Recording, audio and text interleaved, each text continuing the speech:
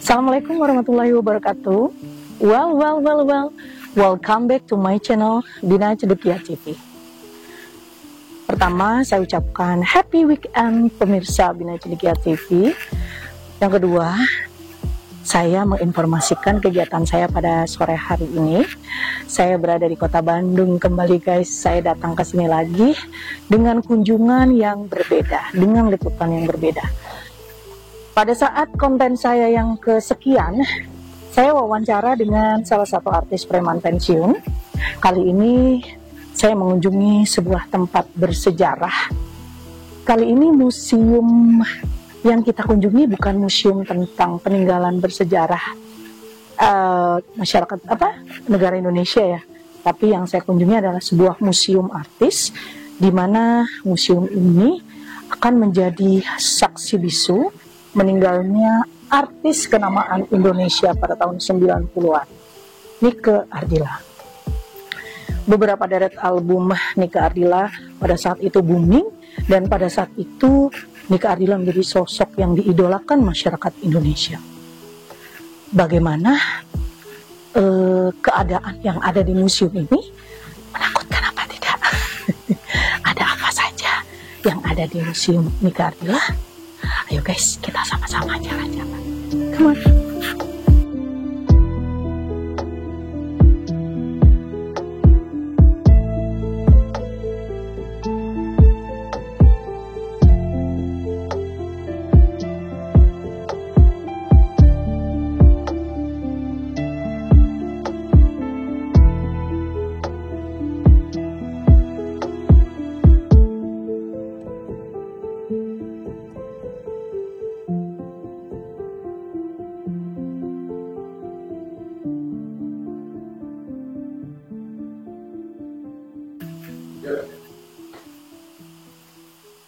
Guys, kita mulai masuk ke ruangan museum Nike Ardilla.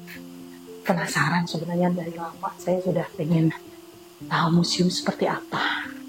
Pertama adalah gambar yang disorot, yaitu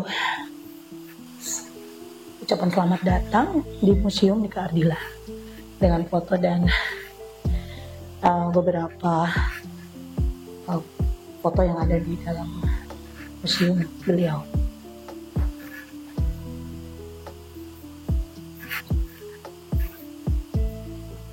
Well guys, saya sudah mulai memasuki area museum Nike Ardilla, di mana di sini adalah kumpulan benda-benda yang beliau tinggalkan pada saat sebelum meninggal, dari mulai kecil sampai sebelum meninggal. Ada pakaian-pakaian yang dia kenakan pada saat itu. Ini mungkin pakaian yang dipakai pada saat panggung ya. Kemudian beberapa foto. Oke. Kita lihat di sini gaun-gaunnya juga masih sangat asli ya. Kemudian ada penghargaan, ada piagam penghargaan dari Nike Ardilla berupa penyanyi pemenang kategori kaset emas dari HDX pada tahun 1994. Kemudian ada lagi piagam penghargaan dari PT Best Indonesia, The Management of PT Best Indonesia, pada lagu Biarkan Aku Mengalah. Oke. Kemudian anugerah emas diberikan kepada Nike Ardilla pada saat itu atas kejayaan album Duri Terlindung. Jualannya melebihi 25.000 unit, dan tahniah kepada penerbit album Saari Amri. Pengurus urusan BMG Frankie Chia. Oke. Kemudian di bawahnya ada aksesoris-aksesoris. Kita bisa lihat ada sepatunya juga. Ada kaset-kaset yang dipajang di sini. Kaset tape recorder ya. Kaset cassette tape recorder, kemudian ada trofi juga. Ini dari album apa ini?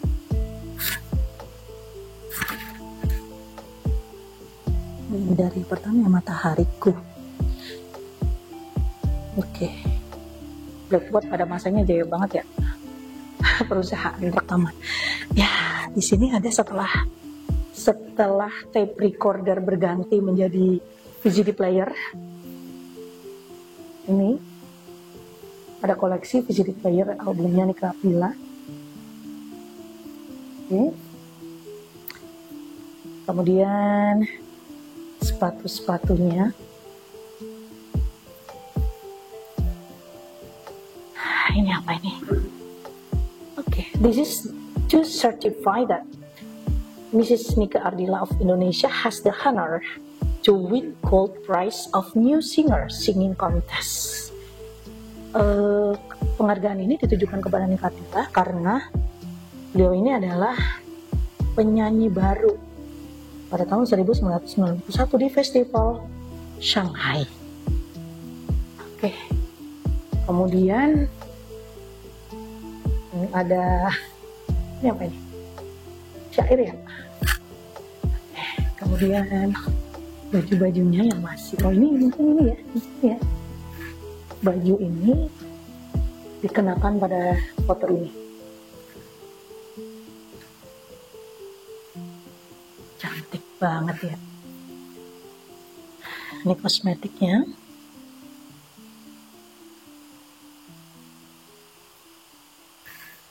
Oke. Biasa. Cuman kita lanjut lagi. Yang unik dari museum ini adalah ada benda otentik dari almarhum Nika Ardila berupa potongan daun pintu mobil ya, yang pada saat itu dikendarai oleh Nika Ardila pada tahun 1995. Kamera shoot. Ini tragedinya terjadi pada tahun 1995, tanggal 19 Maret pukul 6:15 waktu Indonesia Barat di Jalan R.E. Marta Dinata, Jalan Riau, Bandung. Oke. Berikut foto-fotonya. Kemudian ini ada foto-fotonya juga. Ini dengan pacar almarhum ya, Rian Hidayat kalau nggak salah.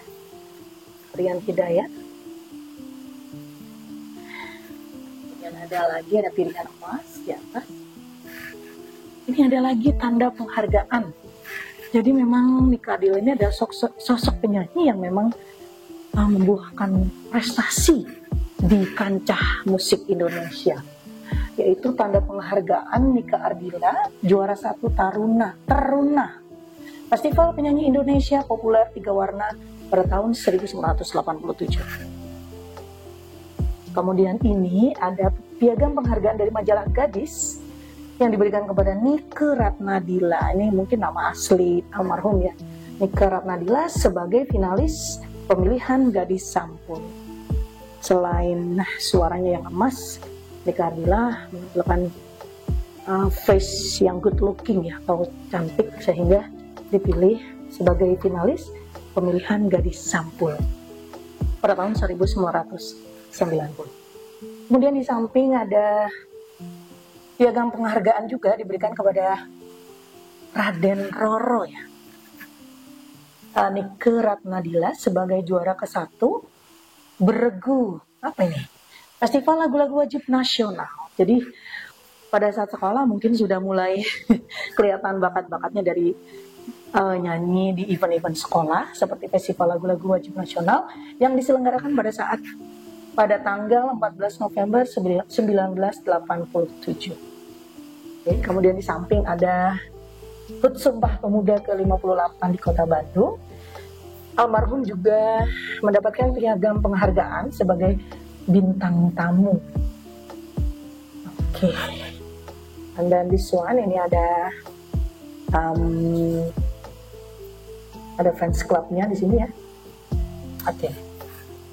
Guys, kita saya penasaran. Kita mulai masuk kamarnya almarhum seperti apa. Ini apa namanya ya? Duplikat ya Pak? Ya, replika ya. Ini replika dari kamar Nika Ardila. Jadi barang-barang di dalam kamar yang nanti akan saya kunjungi adalah barang-barang yang otentik dan asli milik almarhum. Nanti selanjutnya Pak ya. Oke. Kita mulai masuk. Ini adalah replika dari kamar Nika Ardila yang memang diatur sama seperti kamar aslinya. Berikut adalah barang-barang otentik milik almarhum. Dan di depan saya ini ada foto papinya almarhum, kemudian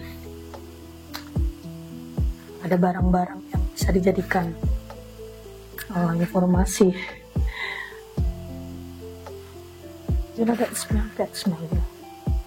Kemudian ini ada foto-foto ini dengan Melly Goeslaw juga. Jadi kedua tokoh ini adalah bersahabat ya. Dan sampai sekarang juga Melly Goeslaw merasa kehilangan sosok Nika Ardila karena sama-sama penyanyi. And then, wow, ini yang membanggakan guys. Beberapa trofi atau penghargaan yang diberikan, kalau tadi berupa sertifikat, kalau ini berupa trofi atau piala pada saat almarhum menjadi penyanyi dan sebelum meninggal. Banyak sekali. Oke. Dan ini adalah sosok idolanya almarhum, yaitu Marilyn Monroe yang booming pada zamannya ya. Kemudian ada jam dindingnya. Ini foto Nika kecil. Oke. And then ini ada mereka beruang. Ini lemari almarhum. Kemudian ada bed dari almarhum juga.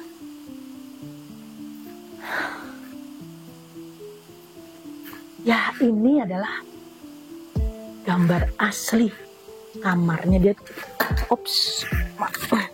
Jadi sama dengan ruangan ini, sama persis, nggak ada yang dirubah. Ya. Kemudian ada Ita Sartika turut berduka cita. Kemudian TV-nya, ada tape recorder almarhum, ada telepon juga. Ada telepon. Oke, dan foto, banyak kan memang foto-foto ya, banyak kan foto-foto. Dan ada roti buaya, bukan roti buaya, boneka buaya. Jadi bisa dibayangkan ketika pulang dari syuting atau pulang perform gitu ya, pulang dari nyanyi, kemudian almarhum merebahkan diri, kemudian nonton TV, bisa dibayangkan lah seperti apa.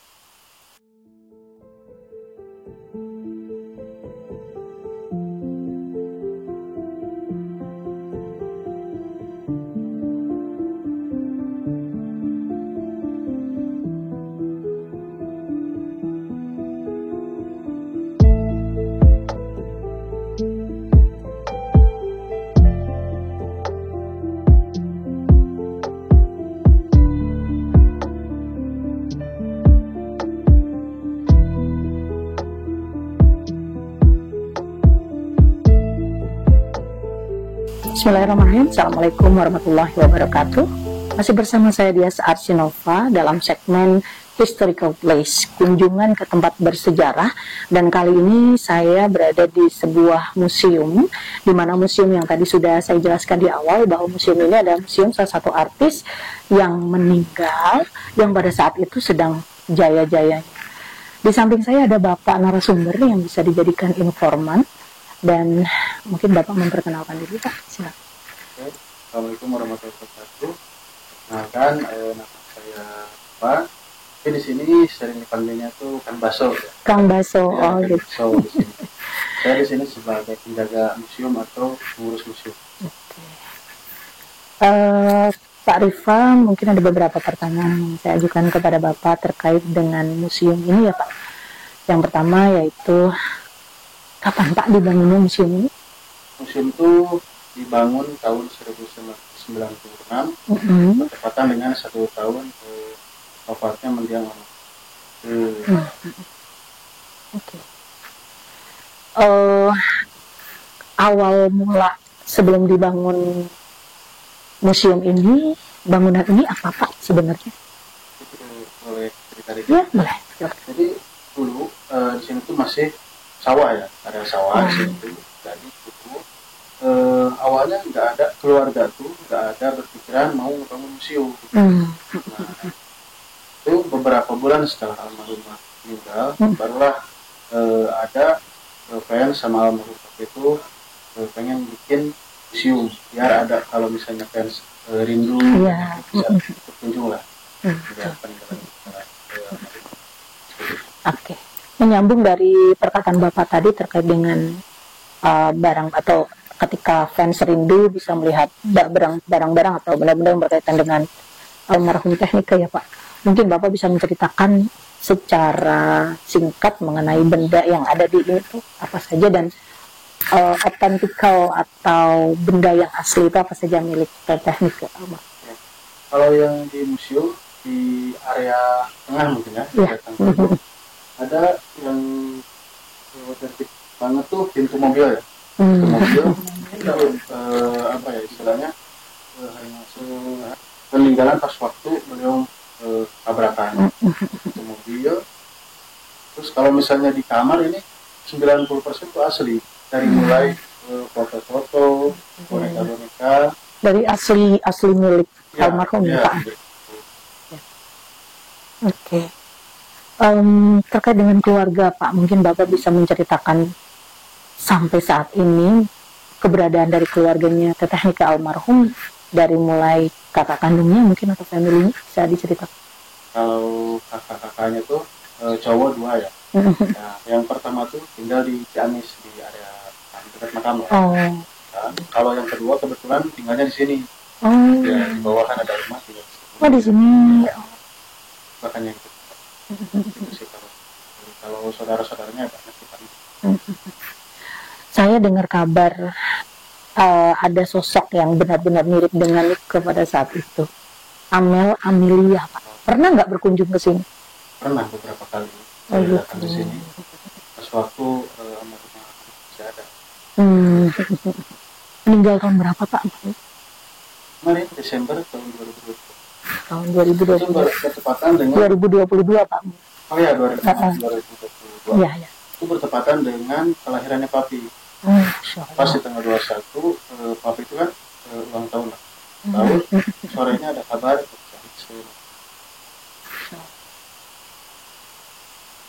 Pak, pertanyaan dari saya kelanjutannya, ke depan ada harapan apa, terutama nih family-nya Technika Ardila almarhum, museum ini akan dijadikan seperti apa, atau mungkin ada pengembangan dari museum Nika Ardila ini? Mungkin mewakili keluarga juga ya. Kalau harapan saya pribadi dan khususnya dari keluarga, sebetulnya pengen museum itu atau anak-anak fans itu kembali lagi seperti dulu, kayak kumpul bareng, terus ngadain kegiatan-kegiatan. Dulu pernah di sini? Sering. Kan tiap Sabtu sama Minggu tuh anak fans kumpul di sini banyak. Cuman semenjak Mami meninggal itu agak berkurang. Anak fans mungkin ya ada kegiatan kesibukan lain juga sih. Iya. Harapannya cuma itu. Jadi guys, untuk terutama pemirsa Bina Cendekia TV, terutama juga fansnya Technika Ardila, mungkin ada yang tergabung dalam komunitas fans klubnya Nika Ardila. Harapan dari Bapak selaku penjaga museum ini adalah diselenggarakannya kembali atau kumpul-kumpul lagi gitu ya di acara fans club ini, dan jangan putus silaturahmi ya Pak ya. Satu lagi Pak, terkait dengan fans clubnya.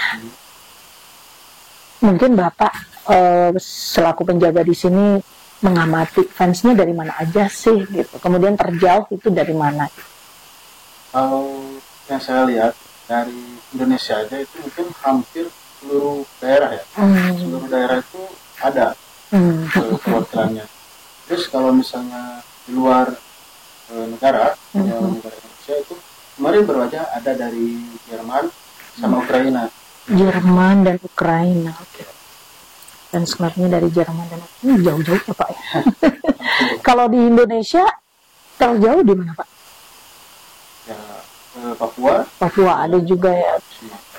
Jadi memang sosok Teknika ini bukan hanya tokoh nasional tapi juga tokoh internasional, dan saya baru melihat prestasi-prestasi otentiknya ya, betul-betul dari piagam penghargaan sampai trofi. Mungkin ini mewakili aja ya Pak, masih banyak yang lain juga yang belum di show atau yang belum ditampilkan di museum ini.